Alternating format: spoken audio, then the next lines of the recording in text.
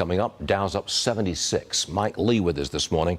Mike, as you know, we got the PCE inflation number this morning, up 2.2% over the last month.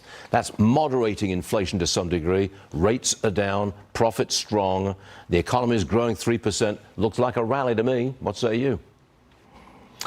Yeah, Stuart, I think this data reading gave the Fed everything they need to continue on the course that they have basically pre-charted. So I think we're going to get another 50 basis points at the next meeting. If not 50 basis points, 25 and 25 before the year end. So I don't think this moved the dial on anything. However, super core inflation is still tracking at about 3.4%.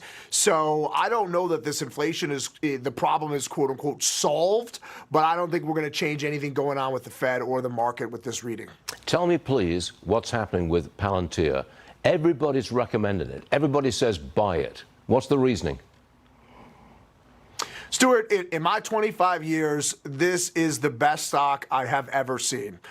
We are at a moment in history where the world is changing in terms of how data is processed and technology is received. And Palantir was funded by the CIA in 2003, and they've been working with AI for over 20 years. They have a software that can sit on top of any company's system and process the data that they need. It's nice to have what they call these large language models, the things that NVIDIA chips are processing in the cloud with Microsoft and Amazon and Google, but without a software to implement it, without some way to process that data, make sense of it into an actionable dashboard. They've done unbelievable things with places like the NHS from your homeland in the UK up to Cedars-Sinai in the Bronx. There is nothing like this company that I've ever seen in my history of the market. Their revenues only like just under $3 billion for the last 12 months, but there's a enterprise resource planning ERP market is $70 billion a year. Palantir could take over the entire thing. They have a superior product that takes a fraction of the amount of time to implement.